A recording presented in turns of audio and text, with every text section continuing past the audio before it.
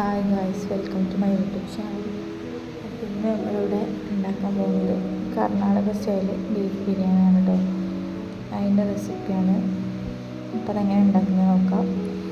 അപ്പോൾ ഞാനിവിടെ 2 kilo beef നല്ല കഴുകി വൃത്തിയാക്കി വെച്ചിട്ടുണ്ട് കേട്ടോ. അപ്പോൾ ഈ ബീഫിലേക്ക് ഉപ്പും മഞ്ഞൾപ്പൊടിയും ചേർത്തിട്ട് 1 കപ്പ് വെള്ളം കൂടി ഒഴിച്ചിട്ട് നല്ല വേവിച്ചെടുക്കണം കേട്ടോ. ഒരു കുക്കറിൽ ഒരു 4-5 വിസിൽ വരുന്ന വരെ വെക്കാം. പിന്നെ നമുക്ക് റൈസ് ഉണ്ടാക്കാൻ ആവശ്യമായത് ഒരു 10 ഉണക്കമുളക് തിളച്ച വെള്ളത്തിൽ ഇങ്ങനെ കുതിർത്ത് വെക്കണം കേട്ടോ. നല്ല തിളച്ച വെള്ളത്തിൽ കുതിർത്ത് വെച്ച് ഈ ഒരു പാകമാവുന്ന സമയത്ത് അത് തണുത്തതിന് ശേഷം മാത്രം മിക്സിയിലിട്ടിട്ടൊന്ന് അരച്ചെടുക്കാം കേട്ടോ. അരച്ചെടുക്കുമ്പോൾ നല്ല അരയാൻ ശ്രദ്ധിക്കണം. ഇതേപോലെ അരയണം കേട്ടോ. നമുക്ക് അടുത്തത് വേണ്ടത് ഒരു 4 തക്കാളിയാണ്. അതും ചെറിയ കഷ്ണങ്ങളാക്കി മുറിച്ചിട്ട് നല്ല പേസ്റ്റാക്കി അരച്ചെടുക്കാം കേട്ടോ. ഇങ്ങനെയാണ് അരച്ചെടുക്കേണ്ടത് കേട്ടോ. ഇതിലേക്ക് വേണ്ടത് ഒരു 3 സവാള കേട്ടോ. 3 സവാള ഞാൻ കനം കുറച്ച് അരിഞ്ഞ് വെച്ചിട്ടുണ്ട്. പിന്നെ കുറച്ച് ചെറിയ ഉള്ളിയും ഒരു 3 പച്ചമുളക് എടുത്തിട്ടുണ്ട് കേട്ടോ. പിന്നെ ഇഞ്ചി വെളുത്തുള്ളി പേസ്റ്റ് കുറച്ച്, പിന്നെ നമ്മൾ നേരത്തെ അരച്ച് വെച്ച മുളകിൻ്റെ പേസ്റ്റാണിത്. പിന്നെ ഇത് ടൊമാറ്റോ പേസ്റ്റ്. പിന്നെ നമുക്കിതിലേക്ക് ആവശ്യമായത് മല്ലിച്ചപ്പും പുതിന ചപ്പുമാണ് കേട്ടോ. അത് നമ്മൾ ആവശ്യത്തിനിടാം. ഗ്യാസ് ഓൺ ചെയ്ത് അതിലൊരു കുക്കർ വെച്ച് ചൂടായതിന് ശേഷം നമുക്ക് ഓയിൽ ഒഴിച്ച് കൊടുക്കാം കേട്ടോ. പിന്നെ എണ്ണ നല്ല ചൂടായതിന് ശേഷം നമുക്ക് ഉണ്ടാക്കാം.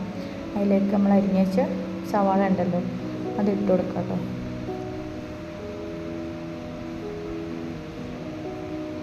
അതിലേക്ക് കുറച്ച് ഉപ്പ് ഇട്ട് കൊടുക്കാം.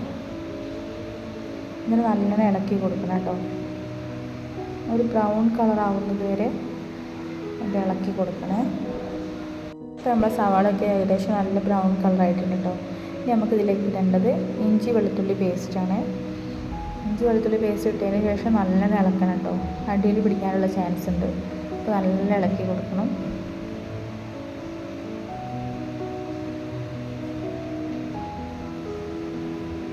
പിന്നെ നമുക്കിതിലേക്ക് ഒരു പിടി ചെറിയുള്ളി അതിട്ട് കൊടുക്കാം കേട്ടോ.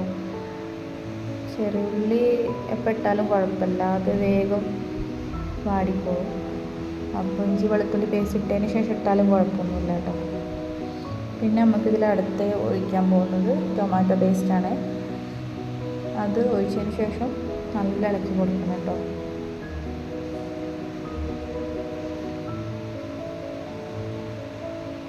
പിന്നെ നമുക്കിതിലേക്ക് നേരത്തെ അരച്ച് വെച്ച മുളകിൻ്റെ ആ പേസ്റ്റ് കൂടി ആഡ് ചെയ്യാം.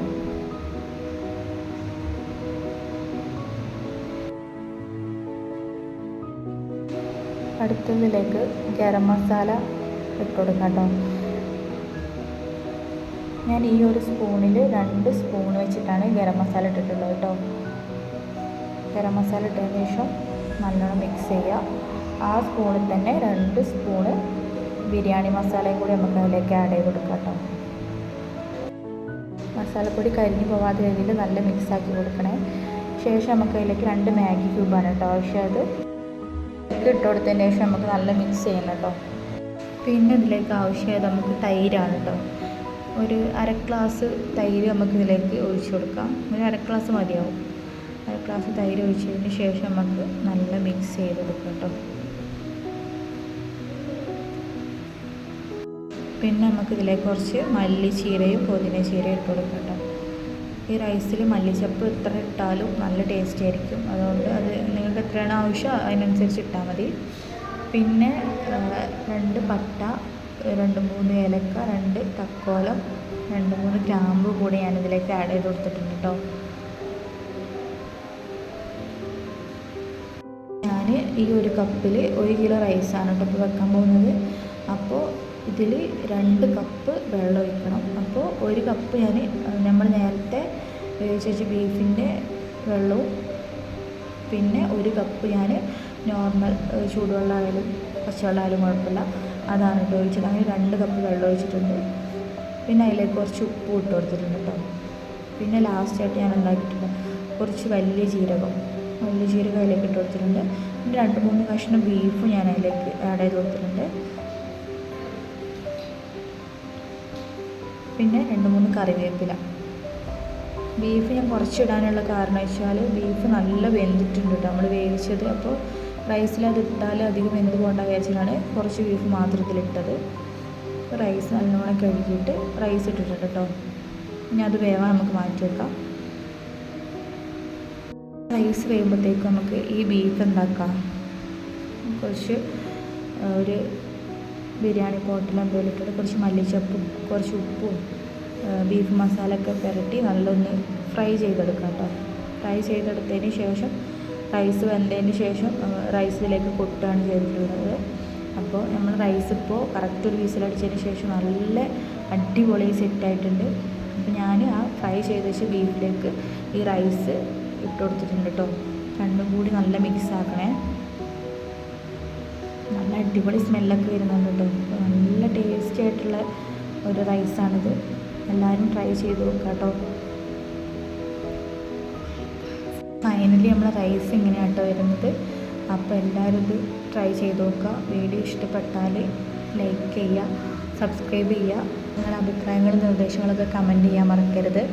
പിന്നെ വീഡിയോ ഇഷ്ടപ്പെട്ടാൽ ഷെയർ ചെയ്യാനും കൂടി മറക്കരുത് കേട്ടോ.